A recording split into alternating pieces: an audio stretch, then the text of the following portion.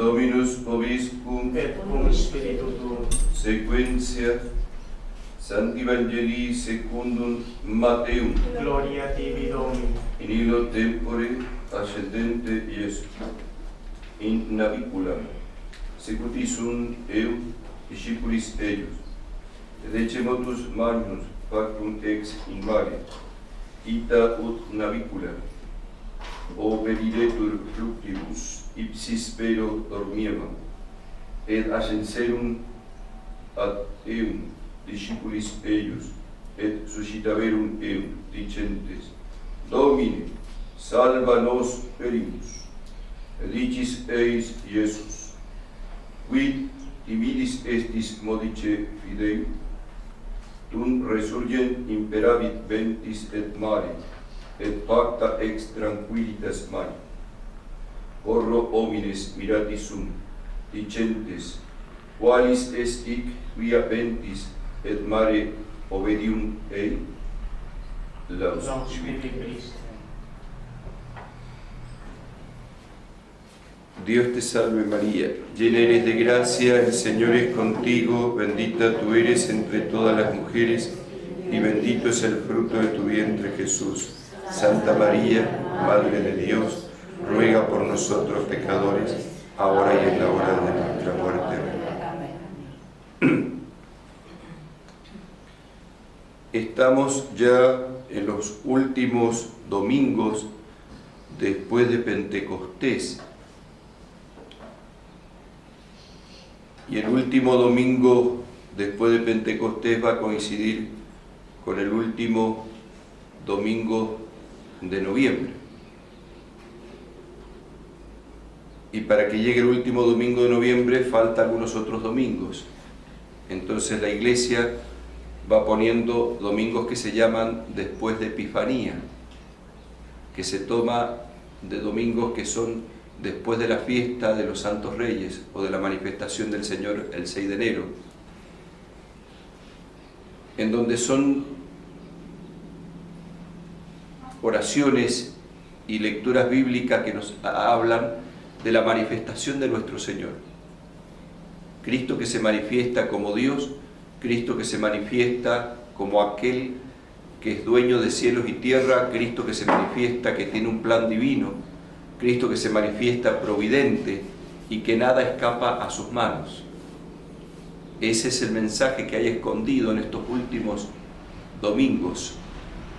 Y nos vamos a encontrar también a Cristo haciendo comparaciones, mostrando el reino de los cielos. Pero en este caso, en el Evangelio de hoy, lo vemos a nuestro Señor Jesucristo obrando un milagro en el mar. Es cierto, Cristo obró este milagro que está acá, porque Cristo es el Señor de los mares, es el Señor de todo, y Él tiene poder sobre la naturaleza, porque Él ha creado la naturaleza junto al Padre y al Espíritu Santo. Pero el milagro que nuestro Señor realiza y la situación que están viviendo los apóstoles, en lo que hemos escuchado en el Evangelio, también tiene una enseñanza espiritual, una enseñanza doctrinal, y hay escondidos misterios que son mucho más profundos que el simple milagro que ha hecho el Señor, mostrando que Él es Dios hecho hombre. Por eso quedan maravillados y se preguntan: ¿quién es este que hasta el mar y los vientos le obedecen? ¿Y qué es lo que hay escondido en este Evangelio? Esa barca donde van los apóstoles, esa barca representa a la Iglesia católica acá en la tierra, la Iglesia militante. Ese mar representa este mundo, la Iglesia militante, la Iglesia que estamos acá en la tierra.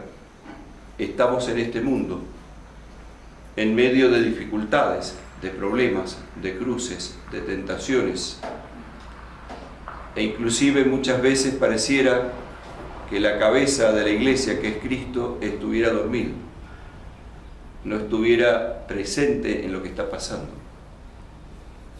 Y sin embargo, el Señor, en su divina providencia, en sus planes divinos, tiene también previsto esto que está pasando.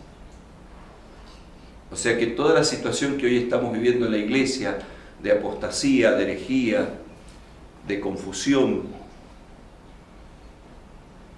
en donde la gente no sabe para dónde agarrar, en donde se nos está mostrando como si todas las religiones fueran lo mismo, cuando eso no es así. Todo esto está previsto por el Señor, e inclusive Dios quiere sacar frutos buenos de esas cosas.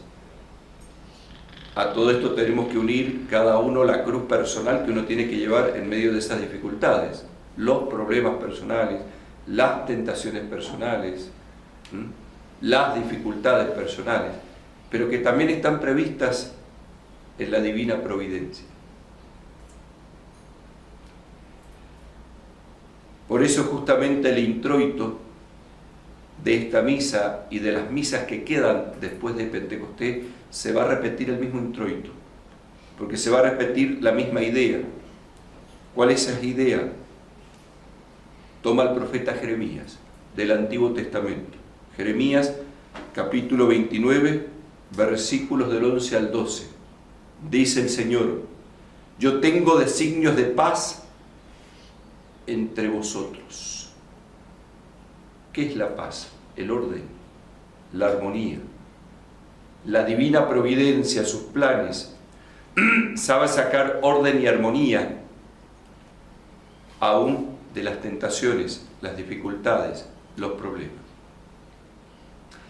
La Sagrada Escritura va a representar nuestro Señor Jesucristo en el Evangelio, en una parábola, en una comparación, lo que hoy estamos pasando en la iglesia y nuestras propias tentaciones y dificultades con dolores de parto. Según cuentan las mujeres, los dolores de parto son indescriptibles, que inclusive son más fuertes que cualquier otro dolor. Nosotros los hombres no lo conocemos. Pero nuestro Señor compara el dolor de parto con las pruebas que va a pasar la iglesia en este mundo. Sin embargo, esas pruebas que tenemos que pasar es para orden y armonía nuestra, porque sirven de premio de vida eterna. Los sufrimientos de la vida presente no se pueden comparar con la gloria futura. Todo sucede para el bien de los que aman a Dios. Dios tiene un designio y Dios tiene pensado que eso sirva para nuestra salvación. ¿Y qué sigue diciendo el introito? Me invocaréis y yo os escucharé. O sea, Dios escucha nuestras oraciones. E inclusive dice: os haré volver del cautiverio y os reuniré en todos los lugares a donde os había desterrado. Esto se decía del pueblo de Israel, que representa a la Iglesia Católica, el nuevo pueblo de Dios y el cuerpo místico de Cristo. Frente a esta realidad que tenemos que invocar en la oración a Dios, se vuelve a repetir justamente en la oración de comunión, citando el Nuevo Testamento, el Evangelio de San Marcos, capítulo 11, versículo 24, que también se va a repetir todos estos domingos, hasta el último domingo después de Pentecostés. En verdad os aseguro que cuantas cosas pidierais en la oración, tened viva fe que conseguirás y se os concederán. La confianza en la oración, ¿por qué? Porque Dios es todopoderoso y nada escapa a sus designios. Lo que pasa es que nosotros cometemos un gran error, pedimos mal. Otras veces hemos comentado estas cosas. Pedimos mal. Dice el apóstol Santiago: pedís y no recibís, porque pedís mal. Porque no pedimos lo que conviene, sino muchas veces pedimos en absoluto lo que no podemos pedir en absoluto. Nosotros podemos pedir en absoluto la salvación, la gracia de Dios, el perdón de los pecados, ir al cielo, a la vida eterna. Pero no podemos pedir en absoluto las cosas de la tierra. Las cosas de la tierra se piden con condición que sirva a la salvación del alma. Por ejemplo, la curación de una enfermedad. Si Dios ve que esa enfermedad me va a servir para que yo me salve, no me la va a quitar. Si Dios ve que tal problema me va a servir para que yo me salve el alma y me ejercite en virtudes, fe, esperanza, caridad, humildad, no me va a sacar eso. Y no porque quiera el mal para mí, sino al contrario, quiere mi salvación. Y a través de ese sufrimiento, de esa dificultad, de ese problema que permite en mi vida, va a ser el medio para que yo me salve.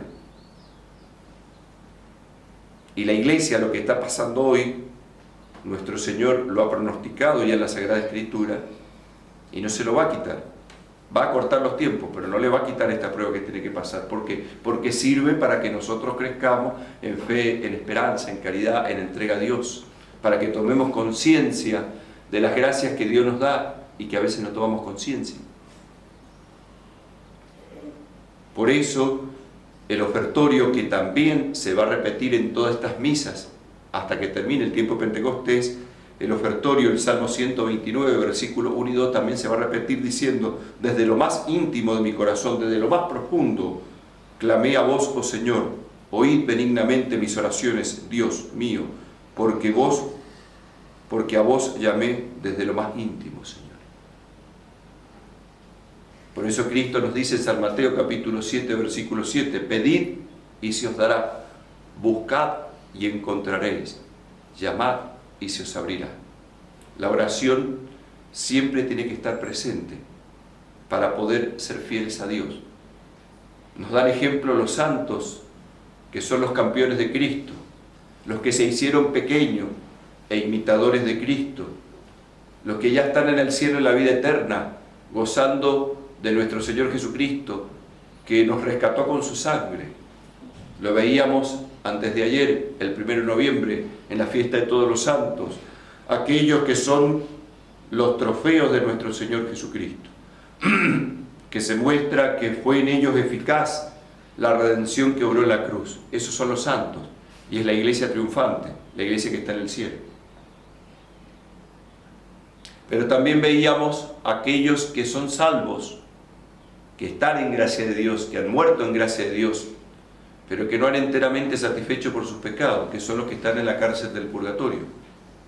Y por ellos pedíamos el 2 de noviembre, en sufragio, pedíamos en la misa que se aplicara la renovación del sacrificio de la cruz a esas almas, para acortar la pena o que se acabe totalmente la pena del purgatorio. Y así vemos los tres estados de la Iglesia, en donde Jesucristo está presente. Y la divina providencia ya tiene previsto para cada estado de la Iglesia lo que tiene que hacer. Nosotros, la Iglesia militante que estamos acá en la tierra, los santos, la Iglesia triunfante que está en el cielo, las almas que se están purificando en el purgatorio, que murieron en gracia de Dios, pero no han enteramente satisfecho sus pecados porque no han tenido virtudes heroicas como tenían que tener, y para entrar al cielo tienen que purificarse. Están seguros que van a entrar al cielo, pero primero tienen que pasar por esa purificación. Y ahí tenemos lo que rezamos en el credo, que decimos: creo en la comunión de los santos. Eso significa la comunión de los santos. Que muchas veces esta verdad de fe es poco conocida y la gente reza el credo sin darse cuenta de lo que está rezando. Creo en la comunión de los santos. Cuando nosotros decimos creo en la comunión de los santos, estamos mostrando la Iglesia católica, apostólica, romana, la Iglesia de Cristo, el cuerpo místico de Cristo en sus tres estados. Acá en la tierra militante, en el cielo triunfante, y los que se están purificando en el purgatorio purgante. Esa es la comunión de los santos. Y frente a eso, vemos que la divina providencia ha previsto ello. También se nos hace meditar en estos últimos domingos en las realidades últimas: la muerte, el juicio particular y universal, la resurrección de los muertos al fin de los tiempos, al fin del mundo. Cristo vendrá a juzgar a los vivos y a los muertos, no solo el juicio particular inmediatamente después de la muerte. La vida eterna, el cielo, no solo para el alma, sino también para el cuerpo en su segunda venida. la condenación eterna, no solo en el alma, sino también en el cuerpo, para aquellos que no respondieron a la gracia de Dios y que se rebelaron contra los planes divinos, que no quisieron hacer la voluntad de Dios. La realidad del purgatorio, que nos llama a nosotros a tomar atención a que los sufrimientos de la vida presente los tenemos que pasar con fe, esperanza y caridad y entregados a Dios. Y así esas realidades últimas o llamadas escatológicas nos hacen reflexionar y nos hacen ver el Apocalipsis distinto de lo que estamos acostumbrados a verla, culpa del protestantismo, de las sectas. Pues las sectas presentan el Apocalipsis como algo fatal. Para el cristiano, para el católico, el Apocalipsis es el triunfo definitivo de nuestro Señor Jesucristo, en donde se despliegan los dolores de parto por diferentes dificultades que van a pasar, pero que Cristo triunfa. Es un eco continuo en el Apocalipsis, en medio de las dificultades que presenta el no temáis, yo ya he vencido al mundo. Jesucristo es el vencedor. Jesucristo nos quiere hacer participar de su vencimiento y tenemos que creer en su triunfo. Por eso celebramos a Cristo Rey el domingo pasado, el último domingo de octubre. Porque Cristo es Rey. Y este Cristo Rey es el que vemos hoy en la barca, en donde no es ajeno a las dificultades que están pasando y que pasamos acá en este mundo, al cual tenemos que clamar que nos ayude, y Él nos va a ayudar, porque Él está por arriba de nuestros problemas, está por arriba de nuestras tentaciones, está por arriba de nuestras dificultades, está por arriba de lo que está padeciendo la iglesia, su esposa, y conoce perfectamente todo lo que está pasando.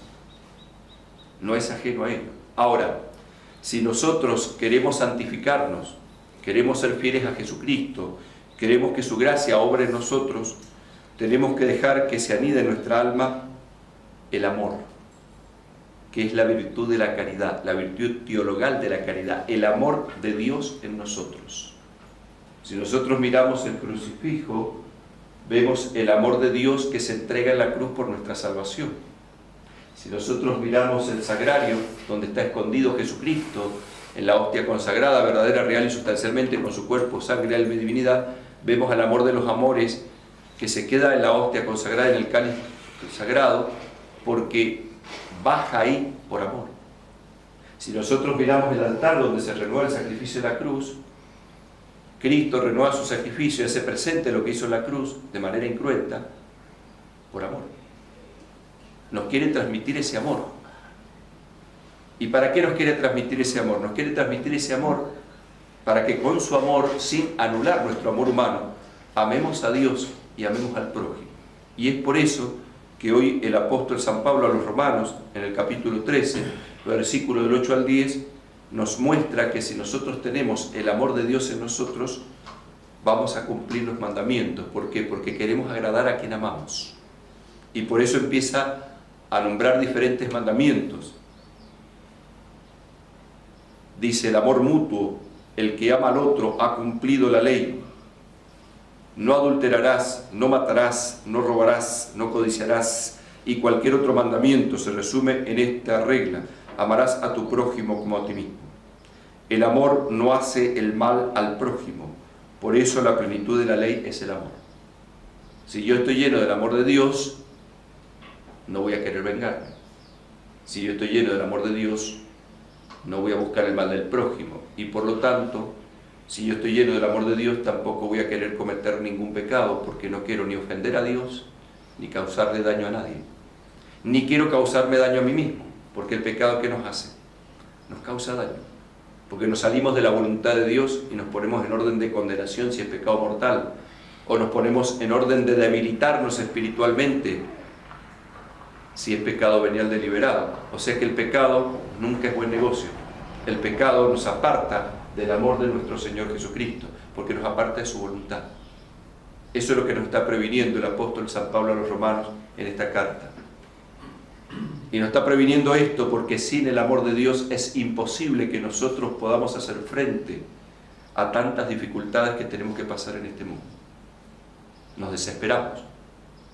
Por eso es que vemos hoy a la gente desesperada, porque se ha apartado del amor de Dios, se ha apartado de la oración, se ha olvidado que existe la vida eterna, se ha olvidado de la salvación de Cristo obrada en la cruz. Ya no cree que el cuerpo místico de Cristo es la iglesia. La gente vive como si Dios no existiera, solo vive para las cosas materiales. Entonces, claro, vive desesperado. Y no hay psicólogo ni psiquiatra que alcance para atender la desesperación que tiene la gente, porque no encuentra a Dios. Y quiere llenar ese vacío de Dios con dinero, con placeres, con cosas de la tierra, y mientras más le mete, más vacío siente dentro. Porque nos creaste para ti, dice San Agustín, y no descansaremos hasta que no descansemos en ti.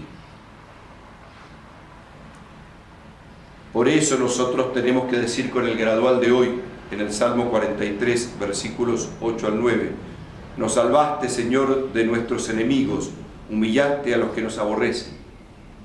¿Cuáles son nuestros enemigos a nosotros como cristianos? El demonio con sus ángeles, el mundo y nuestra propia carne, nuestro hombre viejo, que nos incita a apartarnos de Dios. Por eso, frente a esta realidad que hoy se nos está presentando en esta Santa Misa, nosotros tenemos que volvernos a Jesucristo y creer en su redención, en su salvación obrada en la cruz. Creer que Él es mi Salvador y que Él tiene que tomar posesión de mi vida.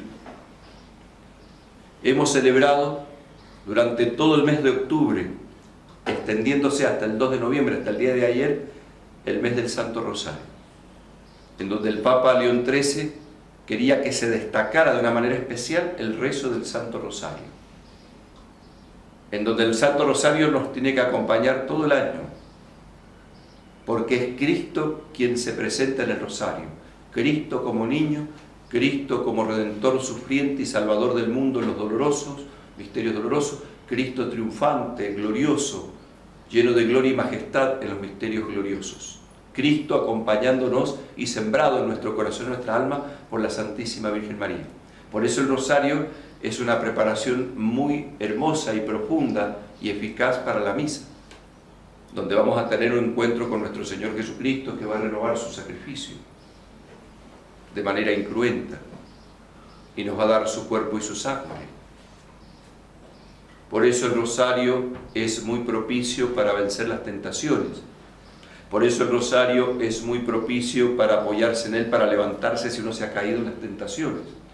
Por eso el rosario es muy propicio para dar fuerzas en momentos de prueba, de lucha, de tentación, de dificultad. Por eso el rosario es muy propicio también para agradecer a Dios cuando las cosas, Dios nos bendice y nos salen bien. Y cuando las cosas también nos salen tan bien según nuestros ojos. Porque a veces cuando a nosotros nos parece que las cosas nos salen tan bien, en realidad Dios está sembrando vida eterna y a través de eso que sufrimos está haciendo que nosotros crezcamos en gracia, en virtudes, y nosotros no lo vemos eso, porque estamos enfrascados en el dolor que estamos pasando. ¿Cómo vamos a tener humildad si Dios no permite humillaciones en nuestra vida? ¿Cómo vamos a tener fe si no somos probados en la fe? ¿Cómo vamos a tener confianza en Dios si no somos probados en la confianza? ¿Cómo vamos a amar a Dios y al prójimo si no tenemos dificultades en donde se pruebe ese amor? ¿Cómo vamos a ser pacientes si nadie nos rompe la paciencia?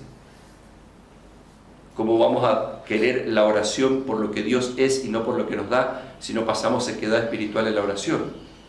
Por eso es un error muy grande dejar la oración cuando uno se siente sin ganas de rezar. La gente dice, no, yo no tengo ganas de rezar, entonces no voy a ir a la oración así que no rezo.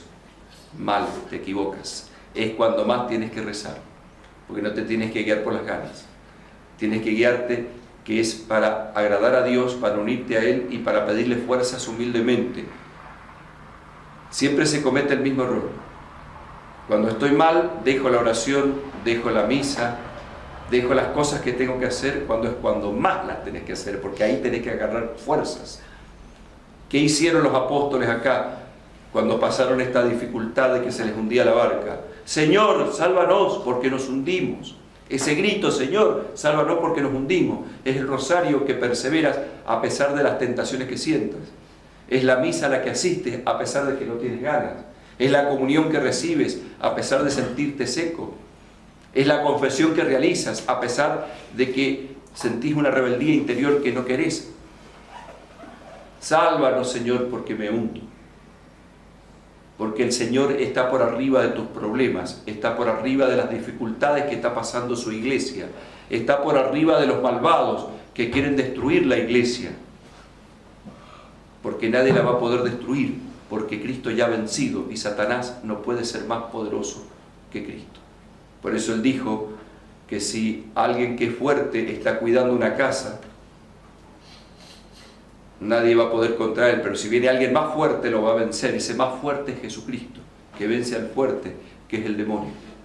Por eso, queridos hermanos, nosotros confiamos en aquel que es todopoderoso.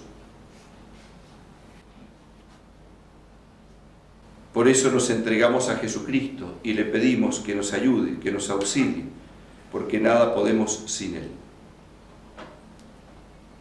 Y nosotros lo hemos manifestado esto en la oración colecta de la misa, que hemos dicho que Él conoce nuestra fragilidad, nuestra debilidad, y sabe que no podemos resistir a tantos peligros si no nos concede su gracia, su salvación. Por eso hoy nos volvemos a Jesucristo, nuestro Rey y Señor, nos volvemos a aquel que nos ha salvado en la cruz, nos volvemos a través de su Madre, que es refugio de pecadores, que es consuelo de los afligidos, a la cual invocamos en la salve desde este valle de lágrimas, pidiéndole que nos muestre a Jesús, pidiéndole que nos aplique a Jesús, el fruto bendito de su vientre, porque nada podemos sin Él. Nos volvemos a la Virgen al pie de la cruz, ella que está perseverando y entregando a su Hijo a pesar de que todos están consternados sus apóstoles, no entendiendo por qué Cristo muere en la cruz. Sin embargo, ella cree y nos es dada por Madre nuestra. A ella acudimos en estas tormentas, en estas borrascas, en estas dificultades, para pedir que nos asista con el poder del corazón de su Hijo Jesucristo, para poder ser fieles a Jesús y poder entrar a la vida eterna. Madre Santa, Madre del Santo Rosario, Madre Inmaculada, Madre que siempre respondiste a Cristo, que siempre fuiste la humilde esclava del Señor, que siempre te entregaste a los planes divinos, que nunca le fallaste a Jesús, que siempre supiste decir sí en el momento de la prueba y de la lucha. Madre, intercede por nosotros, para que podamos ser fieles al fruto bendito de tu vientre, que es Jesús. Dios salva.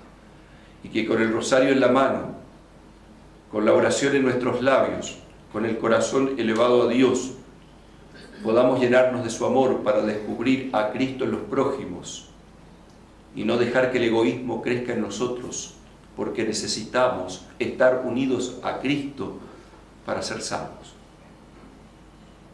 Madre Santa, auxiliadora de los cristianos, refugio de pecadores, a ti acudimos en estos momentos para que confiemos en los planes providenciales de Dios. Ruega por nosotros pecadores, ahora y en la hora de nuestra muerte. Amén.